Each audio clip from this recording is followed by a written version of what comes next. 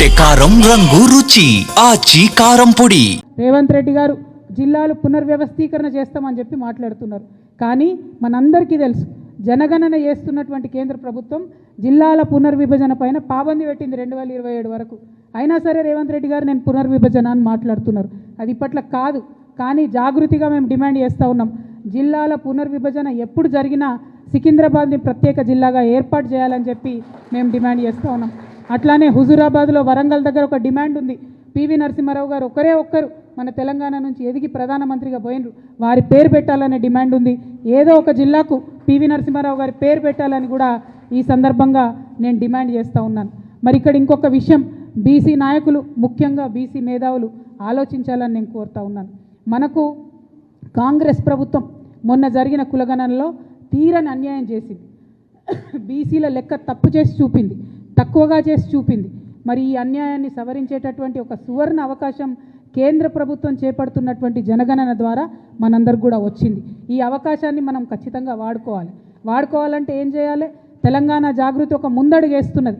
మా ప్రయత్నం నచ్చితే బీసీ మేధావులు, నాయకులు, ప్రజలు కలిసి రావాలని నేను కోరుతా ఉన్నాను.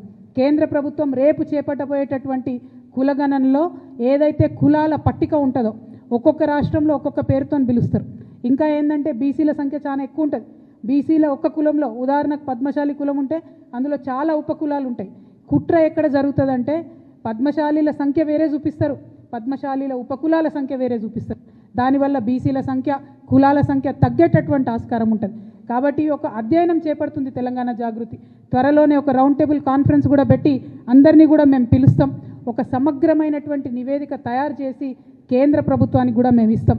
రేపు కేంద్ర ప్రభుత్వం మన రాష్ట్రానికి వచ్చి ఇంటింటికి తిరిగి కులగణన చేసేటటువంటి సందర్భంలో బీసీల సంఖ్య సరిగ్గా రావాలన్నా, అగ్రవర్ణాల్లో ఉన్నటువంటి అనేక ఉపకులాల సంఖ్యలు సరిగ్గా రావాలన్నా, ఎస్సీలలో ఉన్నటువంటి అనేక ఉపకులాల సంఖ్య సరిగ్గా రావాలన్నా, ఎస్టీ ఆదివాసీ తెగలల్లో ముఖ్యంగా ఇప్పటికీ సర్టిఫికెట్ రానటువంటి ఎన్నో తెగలున్నాయి, వాళ్ళ సర్టిఫికెట్లు, వాళ్ళ కులాల పేర్లు సరిగ్గా రావాలన్నా, బీసీలలో ఉండే సంచార జాతుల యొక్క కులాల సర్టిఫికెట్లు, పేర్లు కరెక్ట్గా రావాలన్నా ఇప్పటి నుండే మనం అధ్యయనం చేయాలి.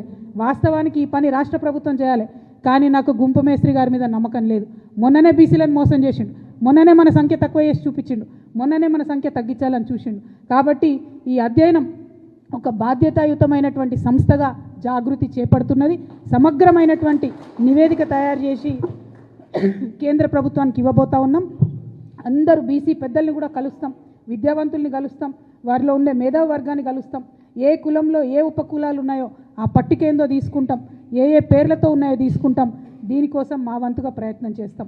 మరి ఇది ఎలా మేము చేస్తున్నామంటే ఇటువంటి పెద్ద మనుషులు ముచ్చర్ల సత్యనారాయణ గారు లాంటి వాళ్ళు వారి ఏజ్లో, వారి సమయంలో 1962లో, 69లో, 1952లో ముల్కీ దగ్గర నుంచి మొదలు పెడితే, తొలి దశ తెలంగాణ ఉద్యమం దగ్గర నుంచి మొదలు పెడితే మలి దశ తెలంగాణ ఉద్యమంలో బీఆర్ఎస్ పార్టీతో కలిసి పనిచేసేంత వరకు కూడా జీవిత పర్యంతం కూడా తను తెలంగాణ మంచి కోసం కష్టపడ్డాడు, తెలంగాణ బహుజనుల కోసం కష్టపడ్డాడు, తెలంగాణ బడుగు వర్గాల కోసం మాట్లాడిండు. కాబట్టి వారి స్ఫూర్తిని తీసుకొని ముందుకు వెళ్తాం, వారి స్ఫూర్తిని తీసుకొని జాగృతి ప్రయత్నం చేస్తుందనే విషయాన్ని ప్రజలందరికీ కూడా తెలియజేస్తూ, మరి ఇవాళ వీరితో మొదలుపెట్టినాం.